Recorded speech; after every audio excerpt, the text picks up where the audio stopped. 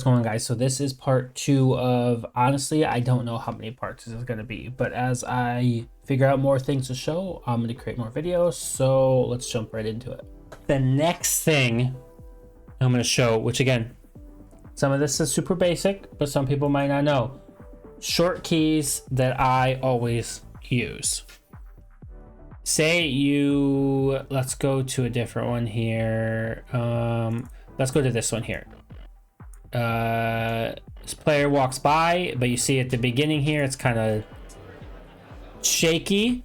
Pretty much what you can do is find where you want. You can either hit these guys right here, which are their mark in and mark out. You can either hit mark in or mark out, or you can short key it and then just find where you want on the timeline. To mark in, you just hit I. As you can see there, it's showing. Hit I on your keyboard, scroll to when you want out, hit O on your keyboard, and now when you drag that down, it's just the part you marked in and out. Now, if say I don't want this random audio with music like background in a stadium, when you drag this down, you get your audio clip in there as well. And then some people will right click on it, go up to unlink, click on just the audio clip and delete it. That's one way to do it. The faster way to do it is come up here, this little icon here, drag video only. Drag it down and you get no audio. And you can also do that with just dragging the audio. You click the audio one, you now just have your audio time, your audio waveform. You just drag that down and now you just have the audio. So that's one way to do that. I'm sure most people know that, but if you don't, now you do. Let's say I'm editing this clip and you see I'm gonna remove this audio because I made this clip. I'm editing this clip and I cut it here and I want to delete this one that's selected, but I accidentally delete this one and I'm like, oh crap. Control Z, just like anything else. Control Z on Window, Command Z on Mac. And you can keep on doing that. That's pretty standard across the board on everything. If you click C, you're gonna get the little cut tool, which then you can cut.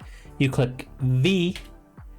Now you have you're just regular and you can move it back and forth. You cut it. Those are the two I use every single day. You can also get more advanced and get one of these, which is a toolbox. Or something like this, an interface. It's called a toolbox. Everything on this represents a different button. I got scroll. I made a video on it a couple years ago. Scroll, zoom in and out, zoom back and forth, delete, back and forth, cut it, save. So when you're just sitting there, I'm literally using a mouse in this and I'm just like hitting buttons on this and that's doing everything I'm pretty much showing. C and V. If you don't have the fancy box tech thing. C and V are the ones I use the most. Obviously, you get Control Z. Control S is to save. You saw a little pop up there. I have trained myself to just hit that regularly. That's why on this box, my little tech thing here, my thumb, where my thumb hits, I'm just editing, pop the thumb, and I save the project. Just, you never know. I think those are all the shortcuts I use. There's plenty more. Those are the ones I use the most. Let's say you want a speed ramp. Right here, there's this little FX icon. Right click on it, time ramping, speed. Your clip is gonna change a little bit. First, what you wanna do is double click over here in this blank space. It's gonna open it up. Another way to do that is if you come all the way over here to this and drag this up and down, it'll make it bigger and smaller. I always just double click in here. Makes it bigger so you can actually mess with your speed ramping. Pretty much what this bar is now is your speed. It's at 100% speed, and to ramp it is pretty much clicking Control. As you can see, it changes. That's now you're adding points to your video. Say I want it to, let's say, speed ramp here, and then let's add another one here.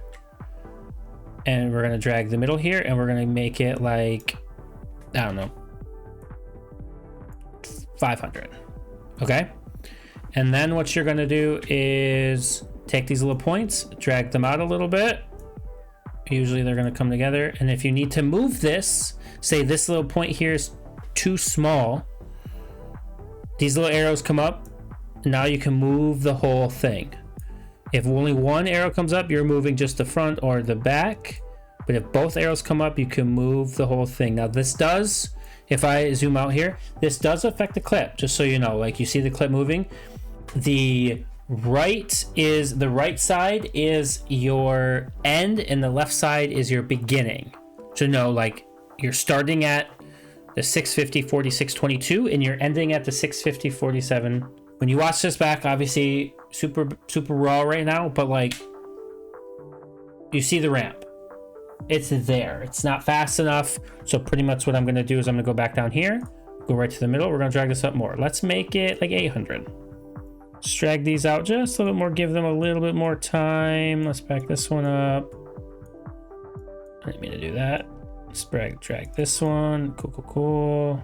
So once you have what you want here, instead of having it be this straight line here and straight, well, I guess diagonal line here, what I do is I make sure these two black arrows come up. I click it so they highlight. You get this little blue thing here. You grab the bottom one, and what it does is it's going to round that clip up. Do it on the other side. So now instead of it being like a triangle where it's like slow to fast to back to slow, it's going to go regular, speed up, and speed down. It's the ramp effect rather than just like a takeoff and land. You're going to get more of like a gradual. Now, yes, it still looks very choppy because first of all, I'm hand-holding this. We'll get into that in a minute, how to smooth that out. And if you drag these out longer, ramp is going to be more like build into it. This obviously isn't the best one for the best example for it, but this is just showing you how to do a basic ramp. And this is also how I pretty much slow down my clips. I still have this right-clicked and time ramp speed. You can see it by this little black circle here. So then I'm going to drag this down to 40. You always want to drag your footage, especially if you're shooting it at 60 frames a second. You cannot slow down 23.9 or 24 FPS on a 23.9 or 24 FPS timeline. There's ways to manipulate the footage. I'm not going to get into that because I don't even do it, but there's ways. I shoot everything at 60. I work in sports, 60 or 120. It's a pretty regular thing unless I'm doing like a talking head or an interview kind of thing. That's then at 24. But I shoot everything at 60. My camera is always on 60 or 120 for sports action and cinematic things, I call it. So the math, I'm not gonna get into it. I'm not very good at math, but the math is you're shooting at 60, you're slowing it down by 40% on a 24 timeline. I used to know the exact numbers. It's the math work. The math is mathing there. I know that. And to render a project, you can just go sequence, render into out. Mine's already rendered. That's what this little green bar here means. It's rendered. Let's say I make a change. Now it's yellow. That means it's not fully rendered, and it might get like a little choppy. Mine doesn't look too bad, but you can go sequence, render into out. It'll render and then play for you. Let me set this in. This was arrivals for the playoffs for the Griffins. Let's drag just the up. This will happen sometimes. This clip was shot at 60 FPS. My timeline is 24.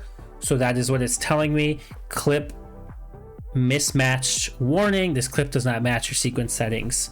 Would you like to change? If you click change, it's going to make your sequence whatever this clip up here is. Keep existing settings. That's what you want to click. You can always have always ask on. I usually have always ask off. New install on a new computer. A couple things changed. Keep existing settings if this comes up. So now you have a 23.9 shot here. This was actually shot in slow motion, which is really going to help the ramp. So if you shoot a clip in slow motion or on Sony's, it's S&Q mode, I believe, you don't have to worry about slowing your clip down. It's already slowed for you. But what I want to do is right here, this guy walking, I want to ramp. We're gonna right click, time ramp speed. We're going to ramp him like step, slow, fast. So it's going to be slow, fast, slow. So there's your ramp there. And then what I can do is I can render this. So there's how your ramp works, and you can make it even faster. So if I zoom in here, you can see how he like kind of speeds up and slows down. That's your time ramping. There's multiple ways to do this and whatever. That's probably one of the most basic ways to explain that. And for people who watching this being like, I already know how to do that. Everyone knows how to do that. This is tips for beginners. You can skip this. I know I should have said at the beginning. So for warp stabilizer, let's grab this clip here of Didier here walking down the tunnel. We don't need the audio. We're going to just do what we did. It's a little shaky. I usually kind of like that because they are walking through a tunnel. But if I wanted to slow this down and warp stabilizer, I'm going to show you how that works. Over here in effects, if you want warp stabilizer, if you don't know what warp stabilizer is, pretty much it stabilizes your footage, makes it look steady like it's on a gimbal. Don't rely on it, but it is very good for a lot of things. As you can see here, warp stabilizer comes up. You can drag that over to the clip. I'll also show, there's a second one here because I made my own folder called main. They're like my main effects and everything. If I close out warp stabilizer here, you can see these are a lot of the ones I use regularly, everything from audio stuff to video stuff. I do recommend doing that. Right click, new custom bin.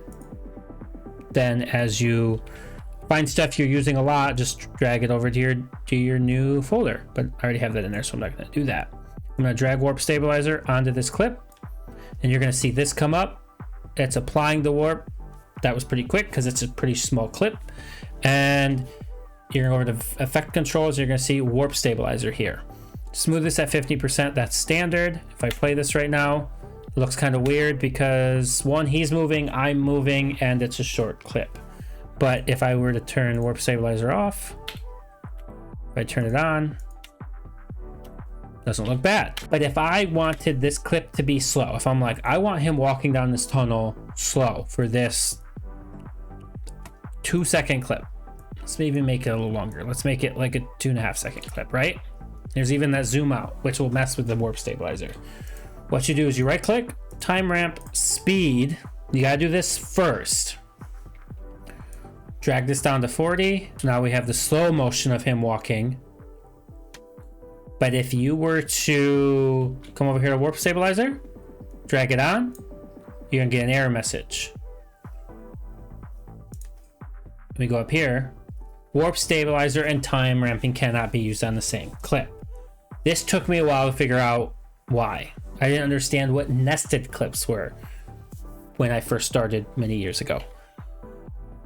What you have to do is first remove that warp stabilizer. You can Control Z or just delete the warp stabilizer. Good to go. Clip's back and working. You have to nest it. Nesting a clip is like creating it a new clip. Like it's making it brand new, but still having it slow-mo. So then you would right click on it. You'd go up here to nest. You're gonna get this window. You can name the nest 44 slow because that's his number. It's a slow clip. I'll be honest, most times I just click OK and go on because I'm just making so many of them depending on what I'm doing. You click OK. Your clip down here turns green, and it also creates a new clip up here. So it's like having a new clip in your project. And now, when you go to warp stabilizer, it starts working, and it's going to stabilize your slow motion clip, and you can have time ramping and warp stabilizer on the same clip. Stabilized.